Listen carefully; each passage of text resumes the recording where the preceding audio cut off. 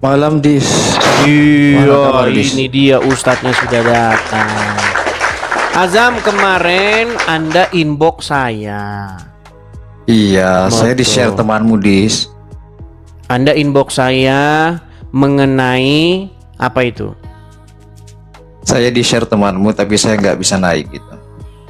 Saya menghargai orang yang nge-share aja sih. Iya. Sebenarnya gini Azam, Anda akui nggak banyak Islam yang botol yang naik ke sini? Anda akui nggak itu?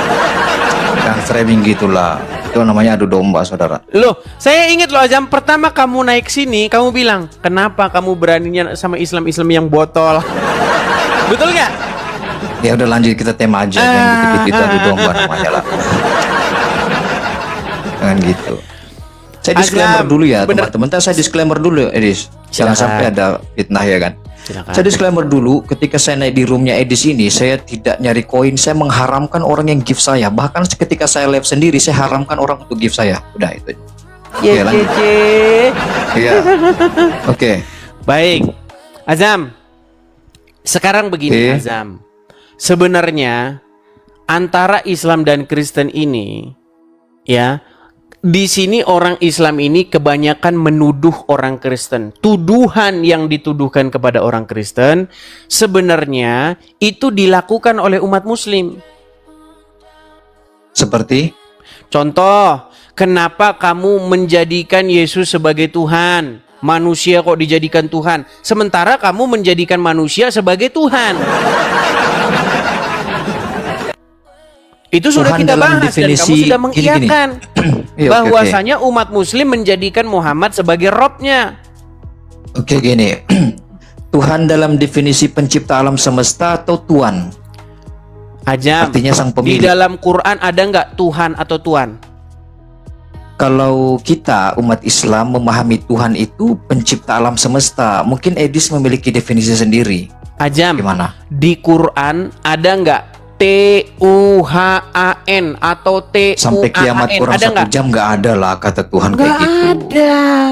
Mau Tuhan mau Tuan di Quran nggak ada. Orang Quran aja bahasa Iya. Arab, betul? Iya, Yang ada di dalam Quran itu kata Rob, betul? betul. Tapi Dan- begini. Sebentar dulu aja. Iya, oke, Sebentar.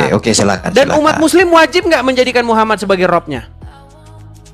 Menjadikan Muhammad sebagai Rob. Lanjut aja dulu, bernarasi aja dulu. supaya Nah, kita udah mulai ganti. kan? Enggak, lanjut aja dulu. Sudah saya bilang Yang teman-teman, bagus lah. kalau yang datang ke sini seorang Muslim yang tahu bahasa Arab, yang mengerti agama Islam, dia akan mengiyakan saya. Enggak, lanjut aja dulu, udah narasi cepet. Nanti saya lagi gitu. Saya cuma tanya aja sedikit. Iya. Wajibkah umat Muslim menjadikan Muhammad sebagai Rob? Jika seperti itu pertanyaannya maka tidak wajib. Tetapi Tidak jika ditanyakan, wajib. dengar. Tapi jika ditanyakan apakah Muhammad itu bisa dikategorikan sebagai Rob, bisa. Bisa. Bisa Oke. dikategorikan. Tapi wajibkah umat Islam menjadikan Muhammad sebagai Rob? Tidak wajib. Oke, jadi Muhammad itu Robnya siapa dia? Kata Rob ini kan sebuah gelar ya teman-teman. Muhammad, saya, Edis bisa jadi Rob ketika ada keterangan yang menyusul di belakang kata Rob itu sendiri.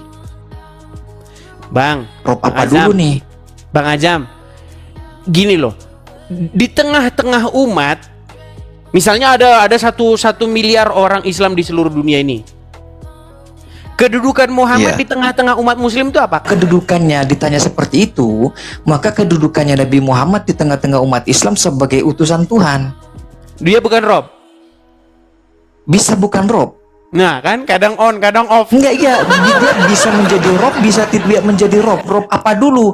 Maka saya katakan, Rob ini kan gelar. Dia harus ada sesuatu yang mengikuti di belakangnya. Kalau saklarnya orang memang. Arab bilang idhofah, tapi saya tidak menggunakan diksi-diksi itu karena sulit untuk dipahami. Jadi saya mengatakan kata Rob itu bisa disematkan kepada Muhammad Shallallahu Alaihi Wasallam ketika ada keterangan yang mengikutinya. Oke. Sekarang kita ambil satu contoh saja ya Azam ya. Sebentar, saya ambilin HP saya. Saya ambilin satu contoh bagaimana ada seorang nabi di dalam Al-Quran. Dia Itu sudah menjadikan selesai nih manusia sebagai pembahasannya Robnya. itu. Iya, Yusuf kan? Oke, betul nggak Nabi Yusuf menjadikan seorang manusia sebagai Robnya? Betul. Betul. Berarti berapa robnya Nabi Yusuf? Banyak. Seandainya dia bisa menjadi budak dari Enggak, beberapa di orang, Quran bisa itu menjadi aja. banyak robnya. Jangan asumsi liar. Yusuf menyebutkan seorang manusia sebagai Robbi, betul nggak? Nah, Allah Robbinya juga nggak? Pernah nggak Edis baca dalam Al-Quran bahwa Yusuf di dalam Al-Quran yang Edis baca pernah menyebut Tuhannya sebagai Rob? Baik, walau tidak disebutkan, berarti Allah itu Robnya Yusuf nggak? Iya. Ajam, gini, Ya. saya tahu kamu takut sama umat. Umat ini kan banyak yang unyu-unyu nggak tahu apa-apa, ya kan? Iya, sudah saya ikuti. Kamu takut dengan dalam tanda kutip kedunguan umat yang membuat umat nanti salah paham dengan kamu. Jangan takut. Iya, itu. Justru umat yang dungu itu kamu cerdaskan. Jadilah seperti orang ini. Saya suka dengan orang ini. Namanya dia Daman Al-Mantiki asal Aceh. Ya, dia mengakui jujur loh. Dia jujur mengakui. Dia saya tantang. Berani nggak kamu bilang kepada umat Muslim bahwasanya Muhammad itu adalah Rob kamu? Dia bilang, "Say umat Muslim, Muhammad itu Rob kita," katanya. Itu pengakuan seorang Muslim. Tidak, kalau kata Rob itu disematkan kepada Muhammad, kalau ada keterangan yang mengikuti sah. Muhammad Robnya siapa nih? Baik ya. Nih, ini pernyataan kamu sendiri loh Ajam ya. Bagaimana kamu mengakui bahwa secara kaidah bahasa Muhammad itu Rob? Ustadz Tasik Ngaji Iya, mengakui, betul Yusuf itu, PI betul. mengakui. Yang saya heran kenapa ini ada saklarnya? Saya jelaskan semua umat Islam yang mengerti agama akan menjelaskan bahwa kata Rob itu layak disematkan kepada Muhammad ketika ada keterangan yang mengikuti. Jadi sekarang Muhammad itu Rob atau bukan? Bagi umat Muslim. bisa. Nah, Bisa menjadi berarti Rob, kalau ya. ada Muslim yang mengatakan bahwa Muhammad itu Robnya, sesat nggak dia? Tapi nggak ada masalahnya yang manggil Muhammad sebagai Rob. Itu persoalannya dia. Ayo gimana? Kok berat sih? Gimana kamu yang berat, saudara-saudara terkasih? Aduh. Dari sisi bahasa, kamu sudah mengakui tidak bahwa kamu mempertuhankan Muhammad? Iya, terus Iya. apa masalahnya? Terus gimana? Bagaimana kamu mempermasalahkan, bagaimana umat Muslim mempermasalahkan kami mempertuhan Yesus, sementara kamu mempertuhan Muhammad? Kita kembali kepada intention. Tuhan yang saudara gembar-gemborkan selama ini kan adalah Tuhan, betul? Emang ada di Betul Quran nggak? Tuhan? Enggak, gini dulu. Harus akui dulu, jangan sampai karena Anda juga takut terhadap umat Kristen. Saya sudah sehingga Anda berkali-kali ragu untuk menjelaskan. mengatakan, saya nggak pernah takut. Justru saya gini. mendidik orang-orang yang nggak tahu ini. Tuhan Iya, sama iya, betul, Tuhan tuh betul. sama aja. Nah, gitu. Artinya Anda mengakui Tuhan itu bermakna Tuhan, kan? Iya, Betul memang Tuhan itu ya Tuhan itu. Iblis pun bisa Berarti jadi Tuhan. Tuhan yang saudara maksud bukan pencipta alam semesta, kan? Bukan. Di mana ada Tuhan yang atau Tuhan yang artinya pencipta alam semesta? Nah, di Quran berarti mana? kita sepakat dalam hal ini. Iya, di Sejalan kita Quran berarti, mana, kan, di dengan Bible pernyataan saya mana tadi? yang kata Tuhan tuh artinya pencipta alam semesta? Itu tanya orang Kristen, jangan tanya saya. Loh, kamu kan mengatakan bahwa Tuhan artinya pencipta alam semesta. Nggak ada arti yang seperti itu. Kau buka Bible dari A sampai Z, nggak ada yang artinya seperti itu. Enggak, saya enggak lagi bahas Bible. Saya enggak lagi bahas Bible. Di dalam Quran Saya pun fokus tidak menjawab. ada kata Tuhan itu yang artinya pencipta alam semesta. Tuhan itu selalu lawan katanya itu hamba. Tuhan lawan katanya hamba. betul. Tuhan lawan katanya hamba. Seseorang Betul. yang sesuatu yang kepadanya seseorang menaklukkan diri. Jadi betul tidak? Begini Edis, saya kan menghormati Anda nih. Jadi betul tidak bahwa ketika Anda berbicara tentang Tuhan, berarti Anda sedang tidak berbicara mengenai sosok yang menciptakan alam semesta, betul? Tergantung kata itu ditujukan kepada siapa. Sama itu kayak Gimana? begini. Hari ini saya mau makan siang dengan presiden. Presiden di situ siapa? Ya berarti betul ya kan? Betul nggak? Iya. Apa yang saya katakan tadi? Betul. Ya, berarti sudah sebenarnya kita sejalan ya. Iya, yang jadi masalah adalah kenapa kalian mempermasalahkan kami mempertuankan Yesus sementara kalian mempertuankan Muhammad. Nah, kalau hanya sampai di situ, mungkin tidak akan terjadi sebuah persoalan dan perdebatan, Edis. Yang menjadi Oke, persoalan adalah sekarang yang dimaksudkan Al-Quran itu kan mempertuankan, betul? Menjadikan seseorang sebagai robnya, betul nggak? Betul nggak? Terus dulu, saya yang mana, yang ayatnya mana, saya nggak ngerti. Dalam Jadi harus At-Taubah jelas. ayat 31, mereka menjadikan rahib-rahib dan alim ulamanya sebagai tuan di samping Allah. Dan Isa putra Maryam gitu ya. Betul nggak? Iya. Iya. Jadi seseorang yang mempertuankan rahib-rahib dan alim ulamanya dianggap oleh Al-Quran sebagai perbuatan yang musyrik, betul? Betul. Iya. Itu luar biasa framingnya ya. Framing Lucu gimana? juga sih buat lucu-lucuannya. Sekarang begini aja, posisi umat Begini dulu kan Muslim- sudah ngomong tuh gantian lah. Kan kita saling menghargai. Silakan, Begini, silakan. Ketika Apa yang umat mau diutarakan? Islam, Silakan. ketika umat Islam mengikuti instruksi apa yang disampaikan oleh Nabi Muhammad, itu atas perintah dari siapa? Baik, ketika umat Muslim mengikuti instruksi dari Muhammad, sebenarnya kalau kita baca di dalam Al-Quran, kata Muhammad Allah yang bilang begitu. Oke, sedangkan ketika orang-orang Yahudi dan Nasrani yang di dalam surah At-Taubah ayat 31 itu mempertuhankan rahib-rahibnya atas instruksi siapa? Baik, di situ tidak ada atas instruksi Allah. Berarti kemauan diri sendiri kan? Betul. Berarti kembali kepada intention masing-masing. Baik.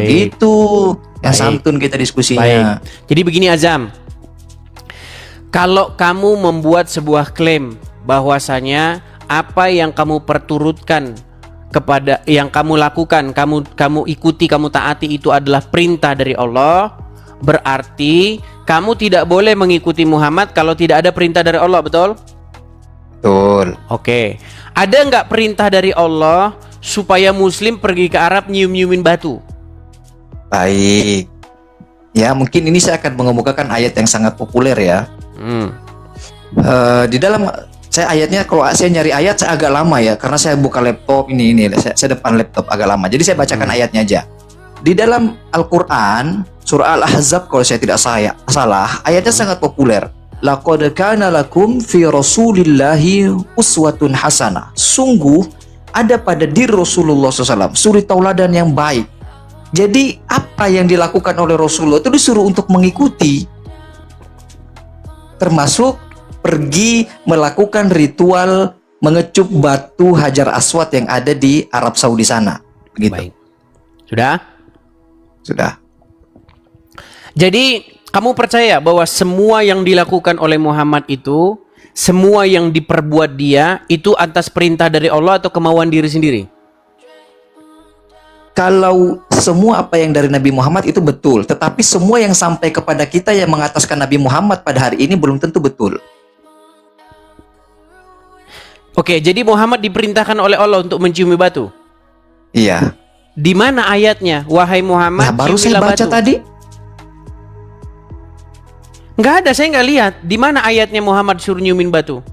Baru saya baca tadi ayatnya. Al-Quran kan hanya menjelaskan segala sesuatu itu secara global. Adapun menspesifikasikannya itu adalah tugas utusan. Oke, jadi kamu berasumsi bahwa apa yang dilakukan Muhammad itu berdasarkan wahyu semua.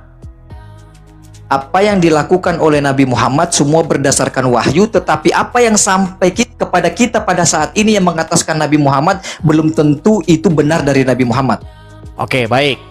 Berarti segala sesuatu yang dikerjakan Muhammad, segala sesuatu yang dilakukan oleh Muhammad berdasarkan wahyu. Iya. Oke, kalau begitu kenapa Allah menegur Muhammad atas apa yang diperlakukan dia? Bukankah itu wahyu? Allah di surah mana itu? At-Tahrim.